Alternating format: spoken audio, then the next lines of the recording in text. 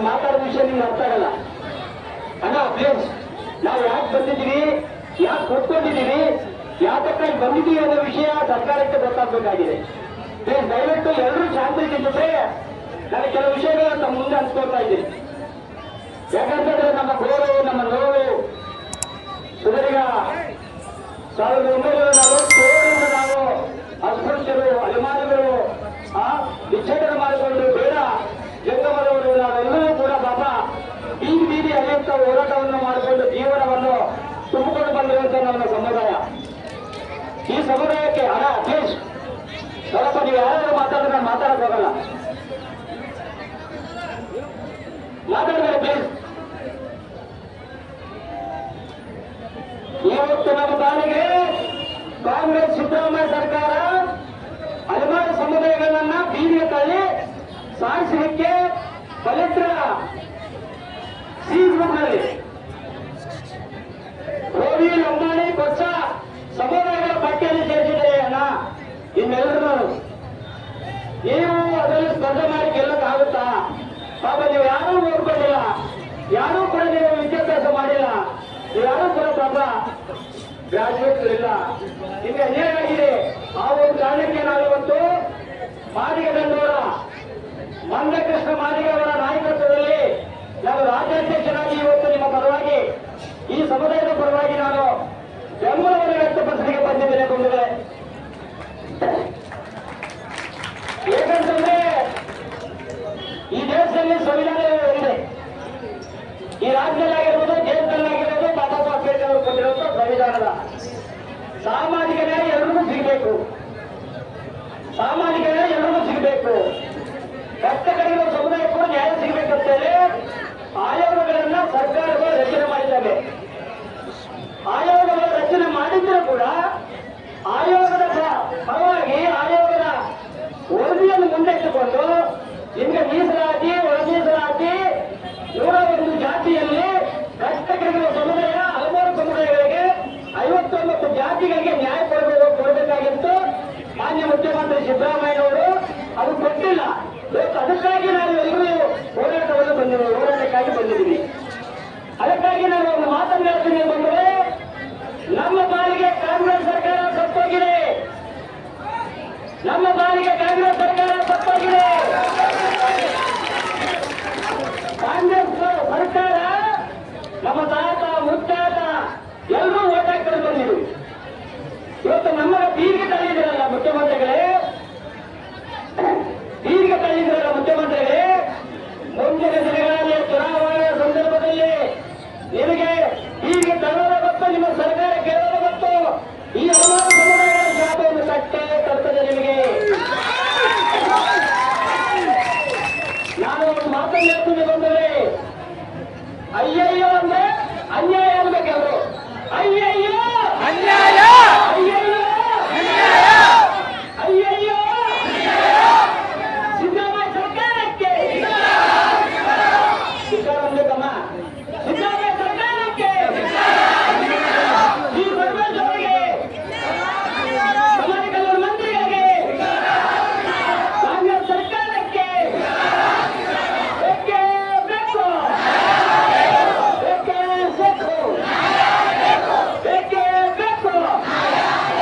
ಹಲವಾರು ಸಮುದಾಯಗಳ ಹೋರಾಟಕ್ಕೆ, ಕರ್ನಾಟಕದ ಹಲವಾರು ಸಮುದಾಯಗಳ ಹೋರಾಟಕ್ಕೆ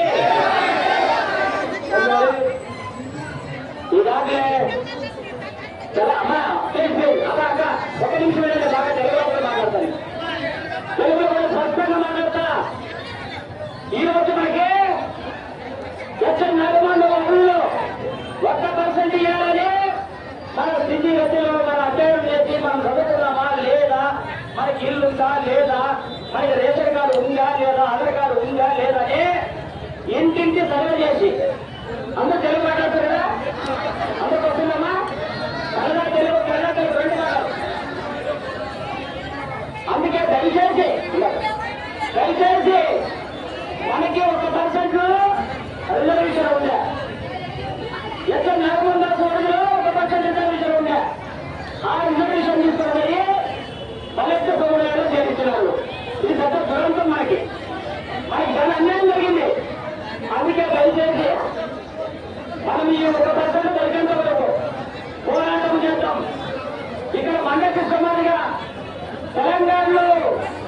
ఆంధ్రప్రదేశ్ లో మన అభిమాన సముదాయానికి ఒక పర్సెంట్ ఇచ్చింది గవర్నమెంట్. అక్కడ గవర్నమెంట్ ఒక పర్సెంట్ ఇచ్చింది. అక్కడ రేవంత్ రెడ్డి సర్కారం, అక్కడ కాంగ్రెస్ సర్కారం ఒక పర్సెంట్ ఇచ్చింది.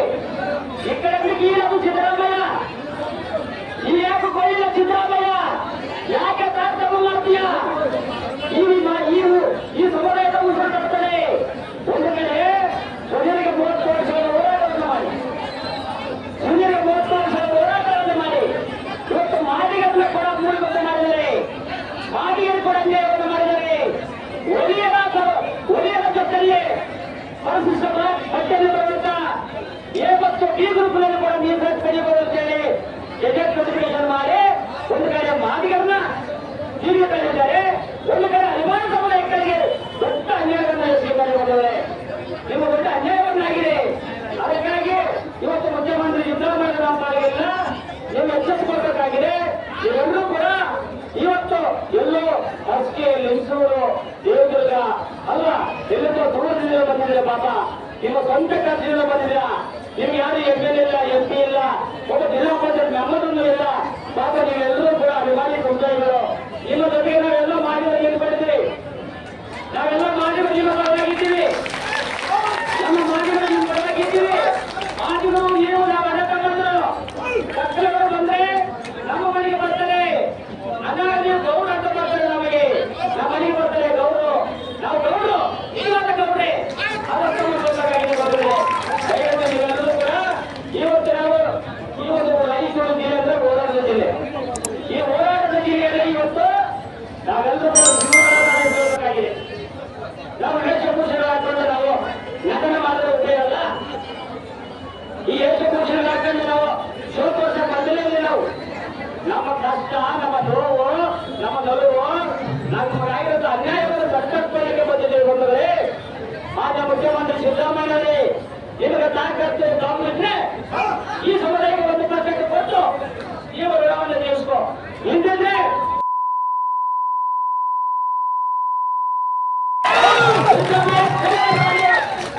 ಇವತ್ತು ಯಾವ ಪರವಾಗಿ ಇದೆಯಾ? ನೀವ್ ಹೇಳ್ತಾ ಇದ್ರಿ ಈಗ ದಲಿತರ ಪರವಾಗಿದ್ದೀವಿ, ನಾನು ಅಸ್ಪೃಶ್ಯರ ಪರವಾಗಿದ್ದೀನಿ. ಒಂದು ಕಡೆ ಬಾದಾಮಿ ಹೇಳ್ತಾರೆ, ಏನ್ ಹೇಳ್ತಾರೆ, ಒದ್ದು ಅಮ್ಮನಿಗೆ ಪರವಾಗಿದ್ದೀನಿ ನಾನು, ಅದಕ್ಕಾಗಿ ಈ ಸದಾಶಿವಾಗಿ ಒಂದು ಜಾರಿ ಮಾಡಲಿಕ್ಕೆ ಆಗಲಿಲ್ಲ ಅಂತ ಹೇಳುದು. ನಿಮ್ಗೆ ನಾಚಿಕೆ ಮಾನ ಮಾಡಿದೆಯಾ? ಸ್ವಲ್ಪ ನಾಚಿಕೆ ಮಾನ ಮಾಡಿದ್ರೆ ಈ ಸಮುದಾಯದಲ್ಲಿ ನೋಡಿ. ಈ ಸಮುದಾಯ ಒಬ್ಬರು ಅಮಾಯಕರು ಇಲ್ಲಿವರೆಗೂ ಓಡಾಕೊಂಡು ಬಂದಿದ್ದೀವಿ. ಕಲಿತ ಸಿದ್ದರಾಮಯ್ಯ ನೀನು. ಅದಕ್ಕಾಗಿ ನಿನ್ನ ಮೇಲೆ ಗೂಢಾಗರಣ ಕೇಸ್ ಬಂದಿತ್ತು. ಅರ್ಥ ಮಾಡ್ಕೊಳ್ಳೋಣ.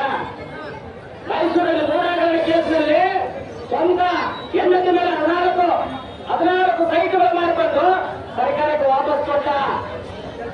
ಎಷ್ಟು ಅನ್ಯಾಯ ಮಾಡ್ತಾ ಇದೆ ನೋಡಿ. ಅದೇ ಸಾಮಾನ್ಯ ಜನರು ಯಾರಾದ್ರೂ ಮಾಡಿದ್ರೆ ಅವರು ಒತ್ತುವಾಗ್ತಿದ್ರು ಕೇಸ್ ಹಾಕಿ. ಇಂಥ ಸಿದ್ದರಾಮಯ್ಯ ನೀತಿ ಸರ್ಕಾರ, ಇಂಥ ಸರ್ಕಾರ ನಮ್ಗೆ ಬೇಕೆಂದ್ರೆ ಅದಕ್ಕಾಗಿ ಮುಂದಿನ ದಿನಗಳಲ್ಲಿ ಬಂದರೆ ನೀವೆಲ್ಲರೂ ಕೂಡ ಕಾಂಗ್ರೆಸ್ ಸರ್ಕಾರಕ್ಕೆ ಹಸ್ತಗುತ್ತಿಗೆ ನೀವು ಪತ್ರವನ್ನು ಕೊಡಬಾರ್ದು. ನೀವು ಇವಾಗ ಓಡಾಡಬಾರ್ದು. ನಮ್ಗೆ ಅನ್ಯಾಯ ಮಾಡುವಂತ ಸರ್ಕಾರ ಬೇಕಾಗಿಲ್ಲ ಅಂದ್ರೆ ಬೇಕಾಗಿಲ್ಲ. ಇಂಥ ನೀತಿ ಸರ್ಕಾರ ಬೇಕಾಗಿಲ್ಲ. ಸಿದ್ದರಾಮಯ್ಯ ಧಿಕ್ಕಾರ, ಸಿದ್ದರಾಮಯ್ಯ ಧಿಕ್ಕಾರ. ಬೇಕೇ ಬೇಕು, ಬೇಕೇ ಬೇಕು, ಬೇಕೇ ಬೇಕು. ಈಗಾಗಲೇ ನಿಮ್ಮ ವಿಷಯದ ಕೂಡ ಮಾನ್ಯ ಮಂಡ್ಯಕೃಷ್ಣ ಮಾದಿಗರವರು ಗಮನಕ್ಕೆ ತಂದಿದ್ದೀನಿ. ಅವರು ಕೆಲವೇ ದಿನಗಳಲ್ಲಿ ರಾಯಚೂರು ನಗರಕ್ಕೆ ಬರ್ತಾರೆ. ತಾವು ಕೂಡ ಬರಬೇಕು. ನಾವು ತಮ್ಮ ಹಕ್ಕುಗಾಗಿ ಹೋರಾಟವನ್ನು ಮಾಡಲಿಕ್ಕೆ ಮುಂದೆ ಬರ್ತೀವಿ ಅಂತ ಹೇಳಿ ಮಂಡ್ಯಕೃಷ್ಣ ಮಾದಿಗರವರು ಕೂಡ ಹೇಳಿದ್ದಾರೆ. ಅದೇ ರೀತಿ ಕೂಡ ನೀವೆಲ್ಲರೂ